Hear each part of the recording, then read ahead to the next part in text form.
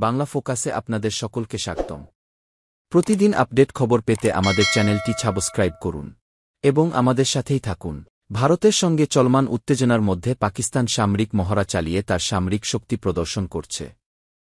এই মহড়ায় দেশটি অত্যাধুনিক অস্ত্র ও যুদ্ধকালীন প্রস্তুতির পাশাপাশি সীমান্ত রক্ষা এবং সম্ভাব্য আগ্রাসনের জন্য প্রস্তুতি দেখাচ্ছে। পাকিস্তানের নিরাপত্তা সূত্রে জানা যায়, 2 মে শুক্রবার পাকিস্তান ভিত্তিক সংবাদ মাধ্যম জিও নিউজ এ তথ্য প্রকাশ করে। এই মহড়ায় ট্যাঙ্ক, আর্টিলারি ও পদাতিক ইউনিটসহ হালকা ও ভারী অস্ত্রের ব্যবহার করা হচ্ছে।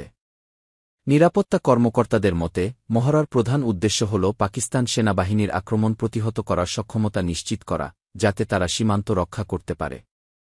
এদিকে নিরাপত্তা সূত্র আরও নিশ্চিত করেছে যে পাকিস্তান সেনাবাহিনী যে-কোনো শত্রুতাপূর্ণ পদক্ষেপ মোকাবিলা করার জন্য প্রস্তুত রয়েছে এবং দেশের আঞ্চলিক অখণ্ডতা রক্ষায় তারা দৃঢ়প্রতিজ্ঞ। উল্লেখযোগ্য যে পাকিস্তান-ভারত উত্তেজনা চলাকালে পাকিস্তানের রাষ্ট্রদূত রিজওয়ান সাঈদ শেখ মার্কিন প্রেসিডেন্ট ডোনাল্ড ট্রাম্পকে পরিস্থিতি শান্ত করতে হস্তক্ষেপের আহ্বান জানিয়েছেন। গত 22 এপ্রিল কাশ্মীরের পহেলগামে বন্দুকধারীদের হামলায় 26 জন নিহত হন। ভারত পাকিস্তানকে দায়ী করলেও কোনো প্রমাণ উপস্থাপন করতে পারেনি। পাকিস্তানের সামরিক ও বেসামরিক নেতৃত্ব এই অভিযোগ অস্বীকার করে নিরপেক্ষ তদন্তের দাবি জানিয়েছে। এছাড়া চীন পাকিস্তানের পাশে থাকার প্রতিশ্রুতি পুনর্ব্যক্ত করেছে।